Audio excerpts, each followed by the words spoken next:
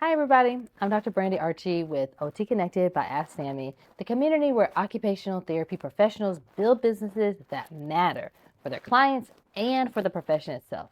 So today is about something deeper than marketing or income or even your business strategy. It's about how entrepreneurship as stewardship of the profession of OT. So, not hustle culture, not burnout, not working harder. Stewardship is protecting reputational influence, shaping systems, and ensuring that OT doesn't only survive, but thrives and leads. So, if you're thinking of starting a business, but you're not sure why beyond just making money, this video is for you. Stewardship means responsibility for the care, preservation, and legacy of something that's bigger than yourself. So in healthcare, stewardship typically applies to public health or ethics or resource management. And specifically for OT, stewardship means protecting our profession's reputation, shaping how OT is understood by others, ensuring people have access to our unique expertise, expanding influence beyond small pockets of care. Entrepreneurs don't just build businesses, we shape how the world sees and uses the value of occupational therapy. Okay, so let's start with some context.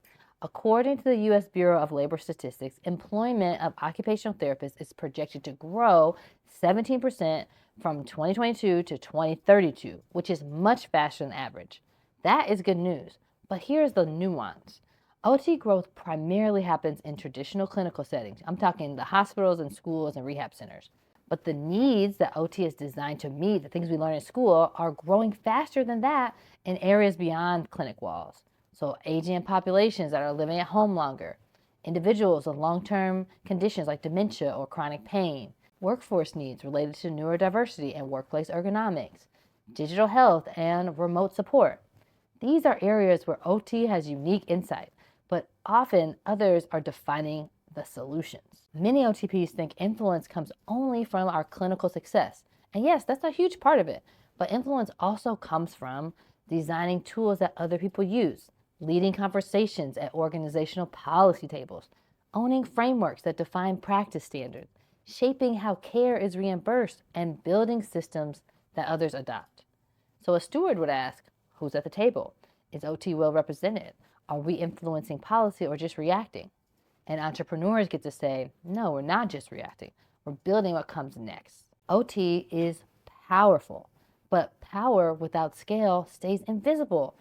If we only practice one visit at a time, the public will only understand us one patient at a time. Entrepreneurship is how a clinical skill becomes professional infrastructure. So, examples of constraint versus expansion. So, you have this individual impact or a population impact. Traditional models limit us to the caseload that we physically see. Entrepreneurs get to design services and products and systems that extend our reasoning to thousands at once. There's also clinic-bound identity versus cross-sector authority. When we build a business, we enter conversations about reimbursement and technology, workforce policy, and care delivery design. And then we move from being invited in to being essential. Okay, then think about service delivery versus system design. Instead of reacting to referrals, entrepreneurial OTs can identify patterns across clients and build a solution that prevents these problems upstream. Workforce research consistently shows that OT is underrepresented in innovation pipelines and research infrastructure and strategic leadership. That is not because we lack ideas. We have tons of ideas, but it's because we have not built enough vehicles to carry those ideas.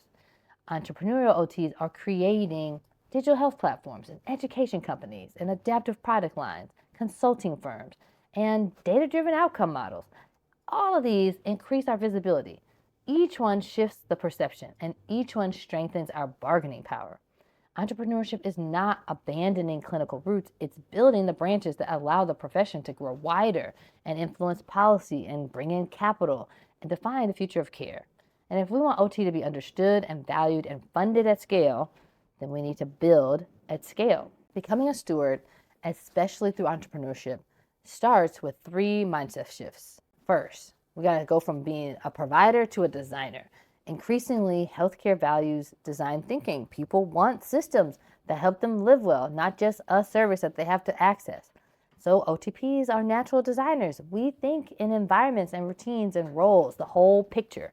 Number 2, we got to go from local to distributed influence. Stewards build things that others can adopt, whether it's a framework or a digital tool or a curriculum or a service that's not just local. If only one person can do your work, then your influence stops when your work stops. Okay, number 3, we got to go from reactive to proactive.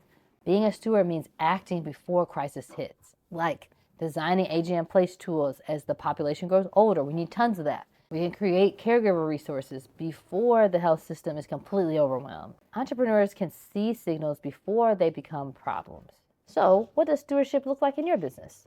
It might mean creating services that the people need, building frameworks for others, collecting data that improves impact, caring for your business so it lasts. Stewardship is bigger than profit, but it's not separate from it. When your business generates revenue and expands OT influence, you get to create more access, more recognition, more innovation, more opportunities for all of us. Not just for you, for the profession as a whole. You can't run a business if you don't talk about what you do. And when you talk about what you do, everybody gets to know what OT is. So if you're an occupational therapy professional thinking about starting a business, don't frame it just as your career. Frame it as your contribution to the future of OT. Entrepreneurship can be stewardship. It can preserve our influence and shape systems.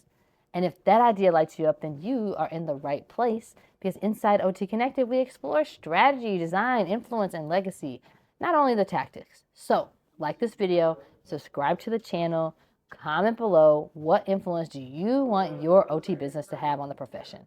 And I'll see you in the next one.